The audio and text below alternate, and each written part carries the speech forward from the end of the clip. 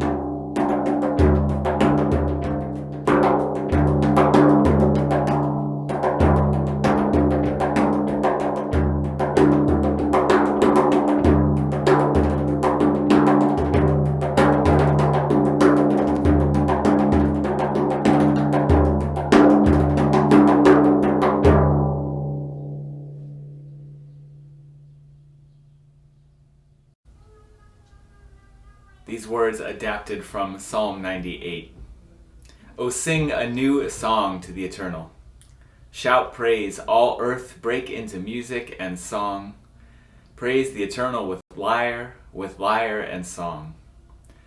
Let the sea and all within it thunder praise, the world and its inhabitants. Let the rivers clap their hands. Let the mountains sing in chorus. O sing a new song to the Eternal.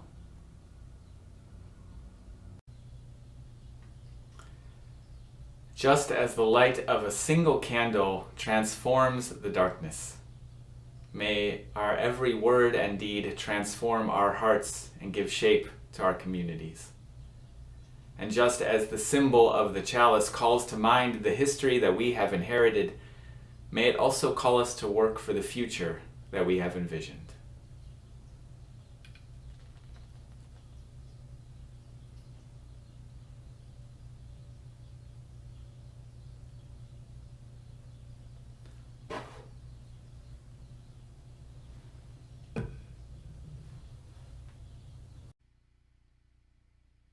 Our opening hymn this morning is Blessed Motion by Annie Zylstra.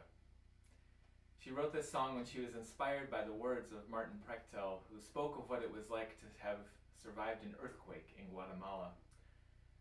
Prechtel spoke of what it was like to have the ground beneath his feet, that which had always been so permanent and so solid, suddenly rise up in motion. He said that the myth of believing in solid ground is a myth believed by those that live on the earth, rather than as a part of it. I know for the last year now, I've been constantly searching for some sense of grounding, even as it feels like the ground beneath my feet is constantly shifting. If that's been true for you as well, I invite you into the spirit of this song, to be in motion together with the earth.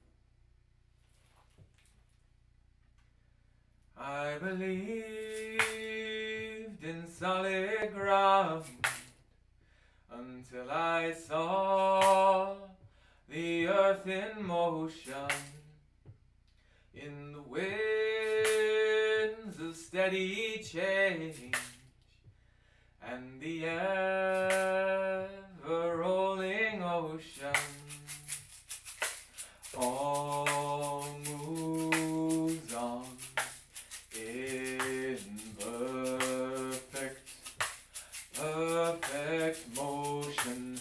All is change and ever rolling ocean. All moves on. That low part two more times. Perfect motion. All is change and ever rolling ocean. All moves on in perfect motion. All is change and ever rolling ocean. I believed in solid ground until I saw the earth in motion, in the winds of steady change, and the ever-rolling ocean. I believe in solid ground. I saw the earth in motion, the winds of steady change, and the ever-rolling ocean. I believe in solid ground. Until I saw the earth in motion, in the wind of steady change, and the ever-rolling ocean. I believe in solid ground. Until I saw in motion, in the waves, a steady change, and the ever rolling motion. I believed in solid ground until I saw the earth in motion, in the waves of steady change, and the ever-rolling ocean. I believed in solid ground until I saw the earth in motion.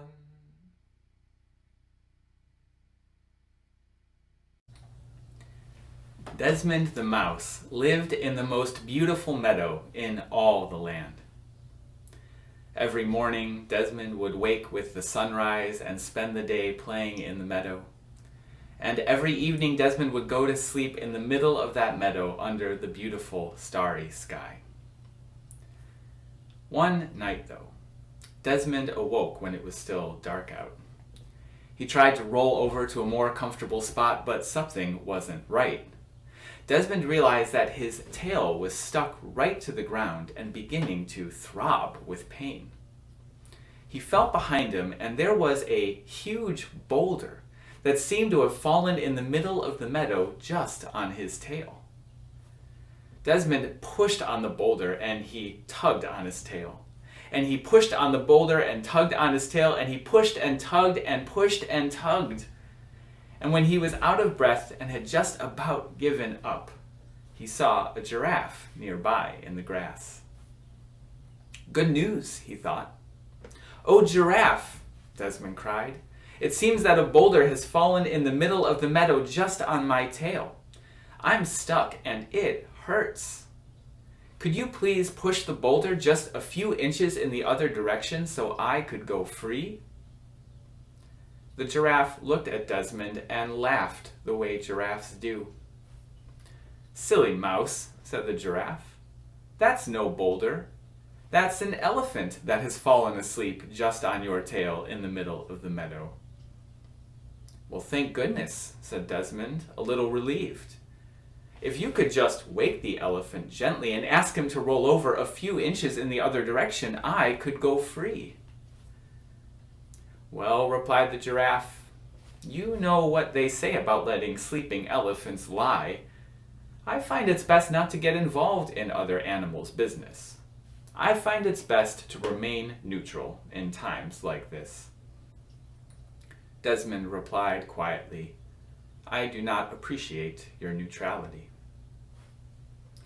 The giraffe wandered off, and Desmond tried calling out to wake the elephant up, but those giant ears were just too far away on the other side of that giant elephant body. So again, Desmond pushed on the elephant and tugged on his tail, and he pushed and tugged and pushed and tugged. When he was out of breath and had just about given up again, he saw a gazelle wander by. "Oh, gazelle," he cried. "Oh, gazelle, it seems that an elephant has fallen asleep just on my tail in the middle of the meadow. I'm stuck and it hurts.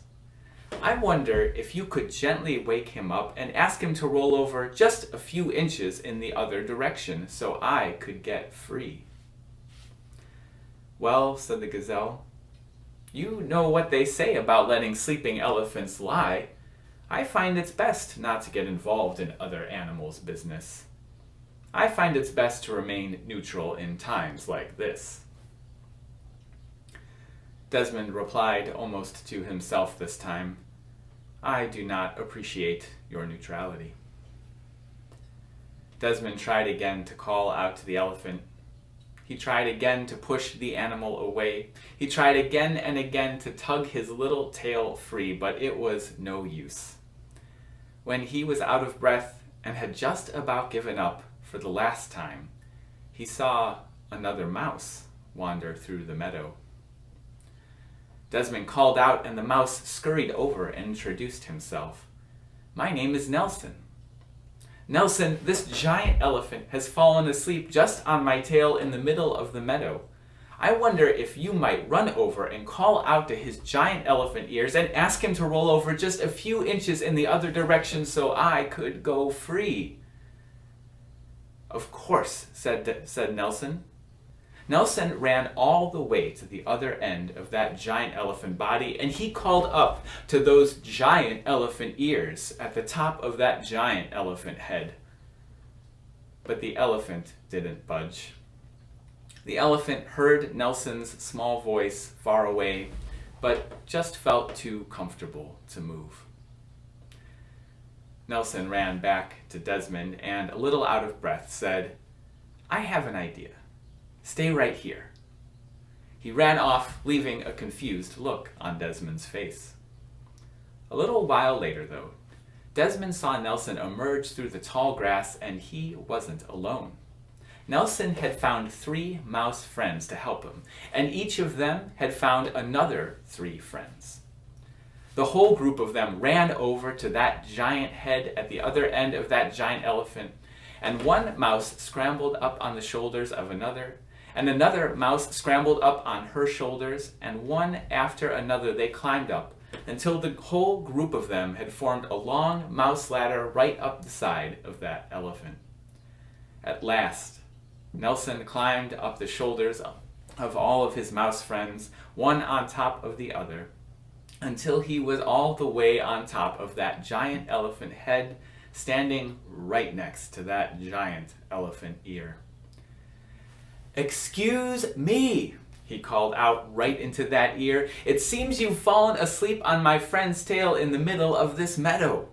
I wonder if you could just roll over a few inches in the other direction so he could go free." The giant elephant made a low groan. "Umph. I'm comfortable just where I am. Go away." So Nelson asked more of his mouse friends to climb up. One by one, they helped each other up the side of that elephant. One by one, they called out into that giant ear on top of that giant elephant head, and the elephant made a low groan again. "Umph. I'm comfortable just where I am. Go away." But then Nelson had an idea. He whispered to the mice, and then all at once together they yelled right into that ear, "Excuse us. It seems you've fallen asleep on our friend's tail in the middle of this meadow. Roll over just a few inches in the other direction so he could go free." This time, all of those voices together right next to his ear were just too loud to ignore. "I was comfortable where I was, but I'll move over if you just agree to stop making such a racket," the elephant cried out. And then the elephant rolled over just a few inches in the other direction. Nelson and the other mice climbed up, helped each other back down, and Desmond was finally free. Together they spent the rest of the day playing in the middle of that beautiful meadow. Archbishop Desmond Tutu has said, "If you are neutral in situations of injustice, you have taken sides with the oppressor. If an elephant is standing on the tail of a mouse, the mouse will never appreciate your neutrality." As Unitarian Universalists, we are called to be in covenant together, to be in relationship together, to work together to make the world a better place. We've articulated a vision of justice and equity and compassion, and we've named that vision in our principles and in our communities. And so sometimes we take sides for justice. We take sides for equity and for compassion. Sometimes, perhaps even always, we work together to side with love.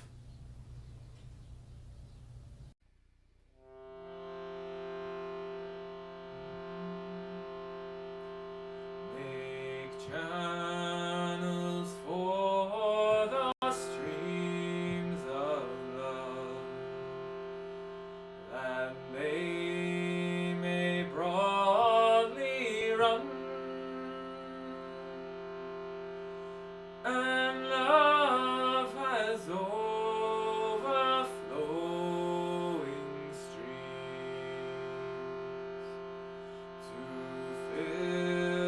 and everyone.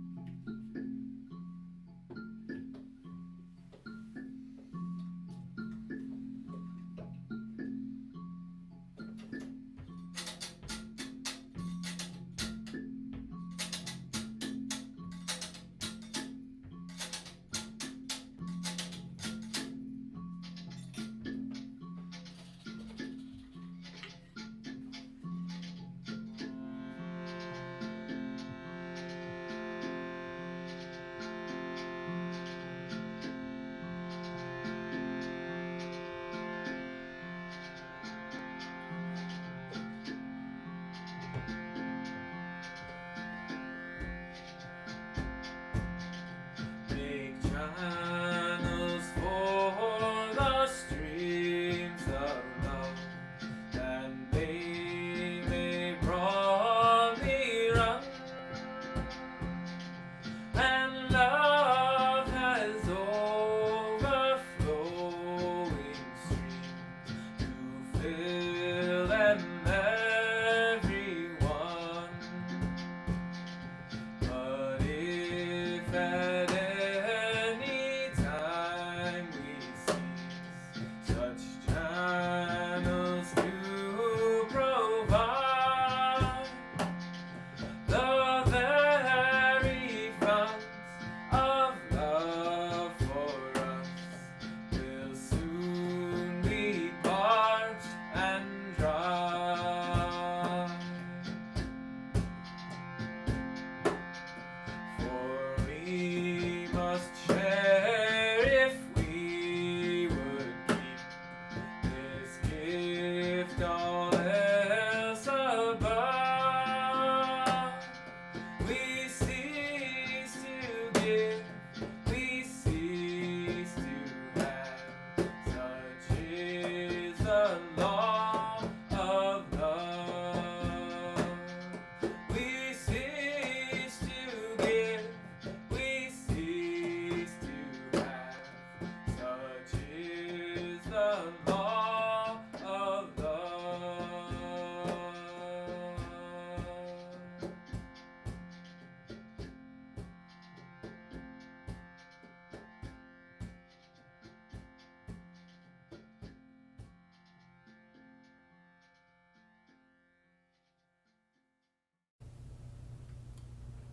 I invite you to take a moment to be present in your body.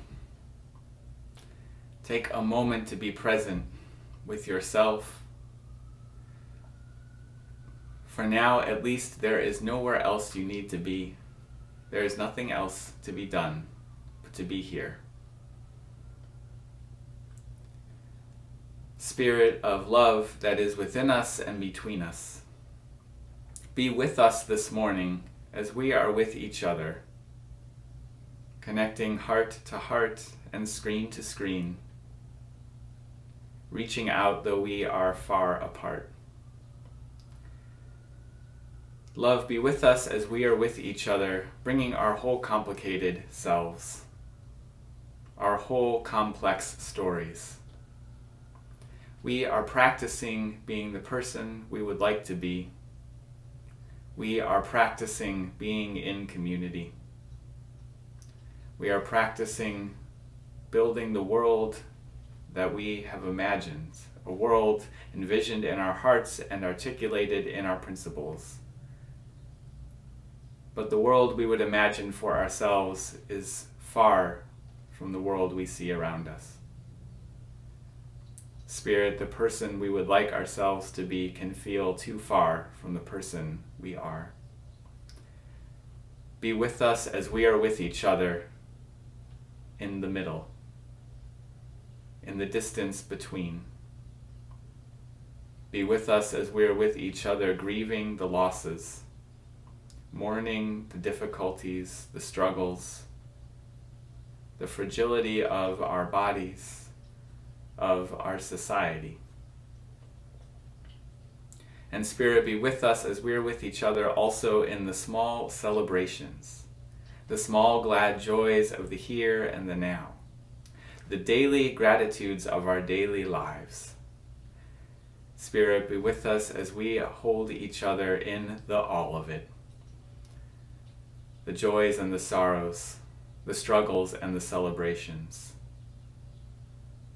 the griefs and the gratitudes. May it be so, and amen.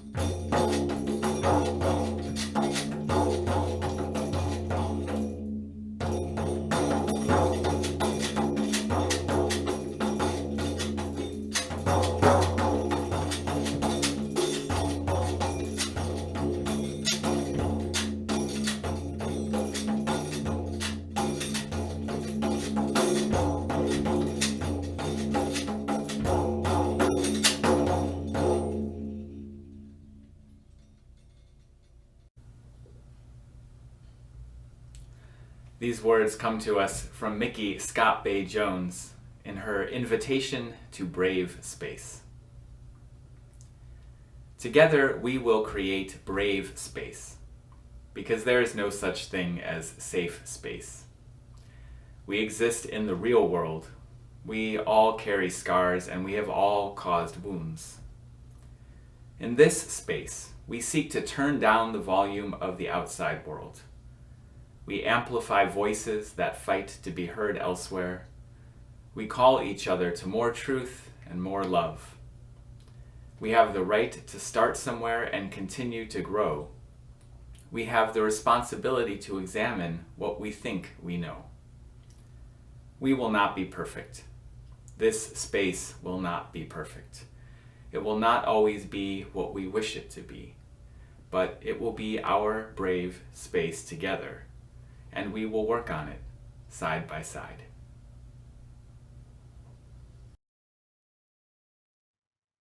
Giving to First Church is easy.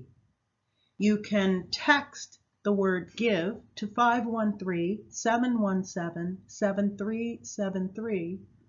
If you have access to our member system, Breeze, you can click Give Now, or you can contribute online at www.firstuu.com. You may also mail a check to 536 Linton Street, Cincinnati, Ohio, 45219. Your contributions and donations allow us to continue doing our work inside and outside the walls of our church and supporting our larger community. In addition, every month we designate our Sunday plate collections to benefit a special cause or local service organization. For the month of July, our beneficiary is the Peaslee Neighborhood Center. The Peaslee Neighborhood Center is a peaceful place in Over the Rhine where residents create and engage in participatory education to foster creative expression, self-determination, and social change. You can hear more about their important work and ongoing projects by watching the video from last week's service. Contributions for Peaslee will be received through July 31st and can be made by text online through Breeze or by mailing a check. Just make sure that you indicate that your contribution is meant to go to Peaslee. Thank you. Oye, mi gente, traemos la fuerza. La libertad es la única bandera. Oye, mi gente, traemos la fuerza. Listen, my people, we bring the power. La libertad es la única bandera. Liberty is the only flag. Oye, mi gente, traemos la fuerza. La libertad es la única bandera.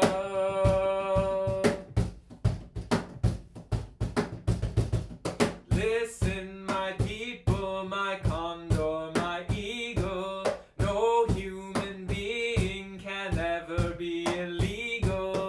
Listen, my people, my condor, my eagle. No human being can ever be illegal.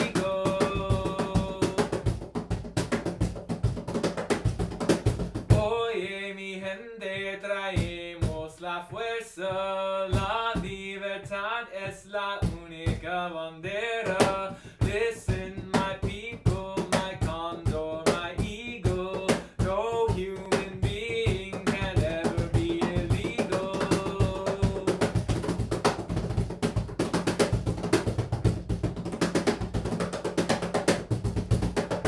Oye, mi gente, traemos la fuerza. La libertad es la única bandera. Oye, mi gente, traemos la fuerza. La libertad es la única bandera. Listen, my people, my condor, my eagle. No human being can ever be illegal. Listen, my people, my condor, my eagle. No human being can ever be illegal. No human being can ever be illegal. No human being can ever be illegal.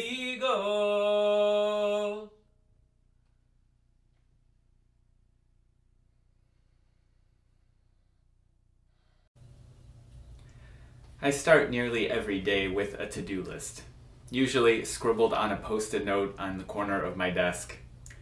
Between you and me, it's usually an overly ambitious to-do list. And one thing in particular that I struggle to check off the list most days is making time for writing. It's not that I'm not dedicated. I'm so dedicated to being a writer that every day I put it on the list. I'm so dedicated that every day I read books about writing and collect story ideas and quotes and prompts so that when I do write, I'll have lots of inspiration. I'm so dedicated that every day I work on other things and I finish other pressing commitments so that eventually I'll have lots of time to write. I'm so dedicated that certainly one of these days I'll start writing. One of my favorite authors, Anne Lamott, talks about this, about how hard it is in fact to just sit down every day and put your butt in the chair and write. She says, "The discouraging voices will hound you. This is all piffle," they will say. And they might be right. What you are doing may just be practice, but this is how you're going to get better. Some of the best writing advice I ever got was from a teacher who told me, "For now, take a few minutes and don't write, but just write what you would write if you were going to write." I sometimes feel like in all the years since I've gotten that advice, I haven't written anything since, but I have written a lot about what I would write if I did. You might call this the practice of practicing, learning how to practice. The problem is that the finished product we might imagine for ourselves can feel too far from where we're starting. The person we would like ourselves to be can sometimes feel so far from the person we see in the mirror every day. The world as we would like it to be can feel impossibly far from the headlines we read in the news every morning. The demons of perfectionism stand in the way of good writing, just as they stand in the way of risk-taking in general, creative risk-taking in particular. And this is unfortunate because we know that creating a life for ourselves that doesn't yet exist requires some creative risk-taking. Particularly in uncertain and anxious times such as these, just showing up as your best self every day requires setting aside those discouraging voices that hound us. And on many days, while just imagining a world of justice and equity and compassion, it can feel so far beyond any horizon that we can see that it means setting aside those voices that show up and say your efforts are just piffle. When the demons of perfectionism show up like this, I try to practice the practicing of showing up, for myself and for others. Musicians know something about practicing. One of the requirements for all students at Berklee College of Music, where I attended years ago, is 4 semesters of ear training.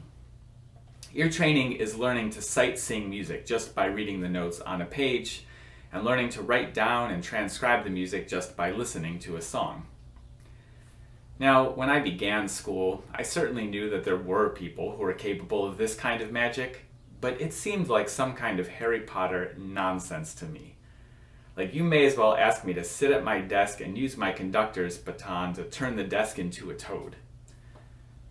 I remember our first day of ear training class as there was a sort of nervous silence among us new students. Well, silence actually except for one student who was quite vocal in his nervousness. This one student interrupted the teacher in the first few minutes of the very first day to share that he was worried the class was going to be too advanced for him. He wanted to make it clear that he knew, in fact, not a single thing about ear training. The teacher kindly paused his introductions to explain that we'd all taken entrance exams and he was sure we'd been placed in the appropriate class.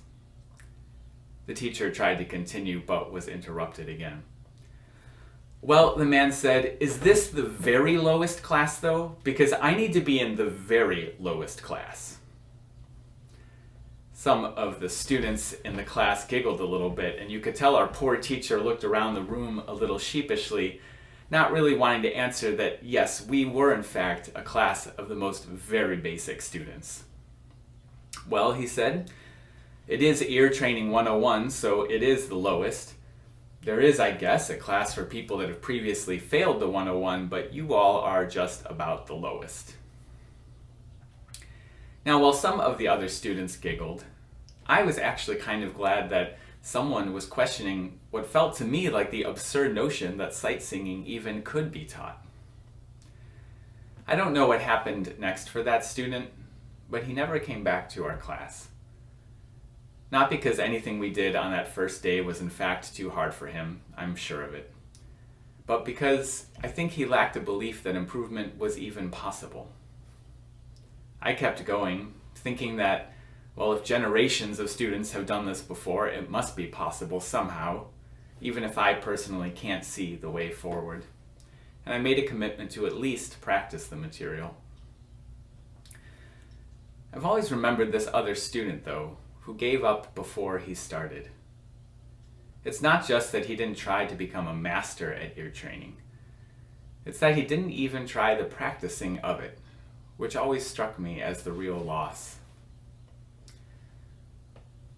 When discouraging voices hound me, I sometimes think of him, and I remind myself that maybe, for now, the work I'm doing is just practice. But practice is how I'm going to get better. This pandemic arrived nearly a year ago, and it has been a difficult year to be sure. A time of constant adaptation, of the ground shifting beneath us constantly. I imagine that the future, much like this past year, will be a time of learning and relearning new ways of being together, of organizing our days differently, organizing our people differently, all over again. This is a time of adaptation, and it is also a time of imagination. This is a time as we reorganize ourselves and reorganize our society. This is a time for those in power, which in some ways is all of us, to learn to play some different roles in our communities, to learn some new tunes. Particularly for white folks, this is a time to practice some new skills and learn to play some new roles in our community, a time for listening in deeper ways we haven't always done so well before, and having some hard conversations we haven't yet practiced enough. Fellow white folks, when you hear people of color making demands these days, now is a good time to practice amplifying those voices that fight to be heard elsewhere, by repeating them in calls to your representatives and colleagues and family. If you inherited wealth that was accumulated in a time of systematic racial segregation, which is true of all wealth in this country, now is a good time to practice giving it away. If your muscle memory has been to call the police when something goes wrong, now is the time to practice something different, building new skills for community safety. I won't all of a sudden do all of these things, but I will practice the doing of them. Musicians know as well as anyone that muscle memory is very real. That consistent practicing changes the very structure of our brains, rewiring our circuitry, forging new connections and new possibilities. No one is born a musician. Musicians are just the ones that learned how to practice. Even songbirds need elder birds to sing to them and teach them their tunes. Practice doesn't make music perfect, but it makes music possible. And so let us practice the practicing together, showing up for ourselves and each other to build a new world of justice and equity and compassion. Practice won't make the world perfect, but it makes a better world possible. Someday I want to be a true expert in justice and compassion. Someday I want to be well practiced at creating that brave space even when there's no such thing as safe space. Someday I want to be masterful at amplifying the voices that fight to be heard elsewhere, and someday I want to be skillful at speaking more truth and more love. Someday I want to be part of transforming our so-called justice system that has hurt so many so deeply. I want to be part of shifting our education system that so far has fast-tracked some to college and sent others to prison. And I want to be part of shifting our energy sector that has been working overtime to overheat our planet. These are daunting tasks, to be sure. On most days, learning to transcribe a symphony seems more manageable. But that's okay, because for now, I don't have to do all of those things. I just need to practice doing what I would do if I were doing them. So dear ones, don't promise to be your best self today. Just practice being the person you would be if you are being your best self. Don't try to rebuild a new world in the image of love this week. Just practice doing what you would do if you had committed to such things. You have the right to start somewhere and continue to grow. We all have the responsibility to examine what we think we know. So let us start together. Let us grow together. And let us practice together. May it be so, and may we make it so.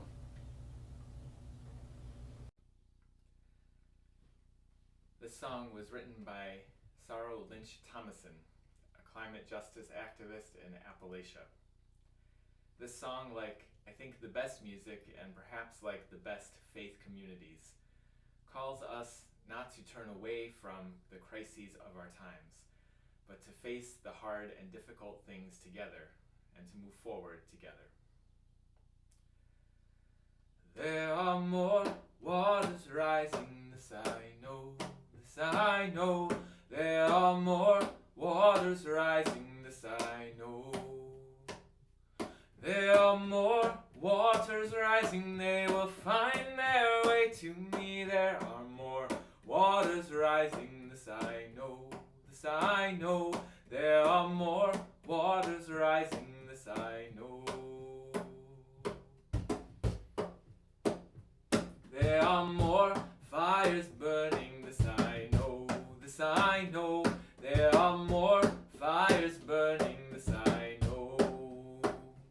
There are more fires burning, they will find their way to me. There are more fires burning, this I know, this I know. There are more fires burning, this I know.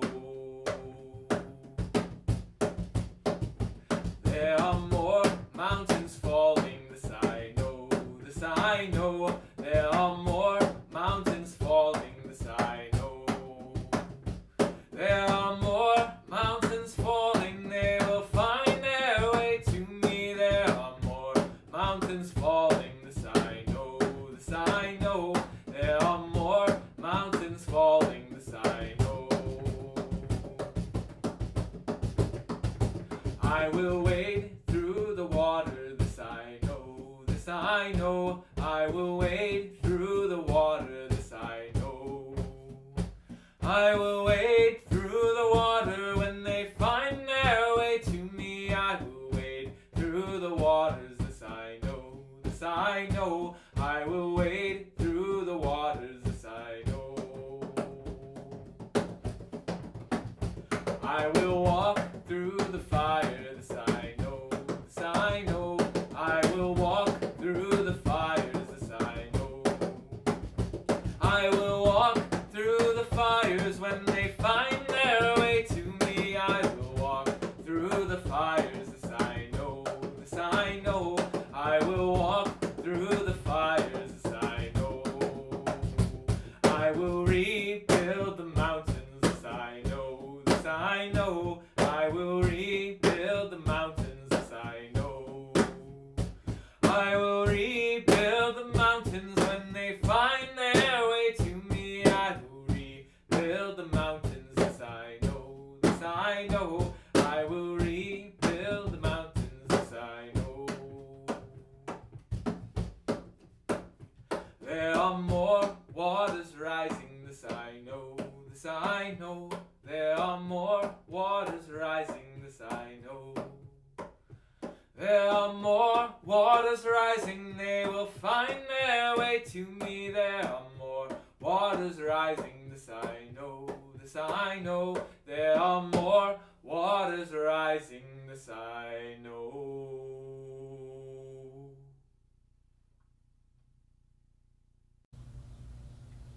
Beloveds, don't promise to be your best self today. Just be the person you would be if you were practicing being your best self. Don't try to rebuild a new world in the image of love this week. Just practice doing what you would do if you had committed to such beautiful things. You have the right to start somewhere and continue to grow, and so let us start together and grow together, and let us practice together. Go in peace, go in love, and go and be blessed as you are a blessing to others.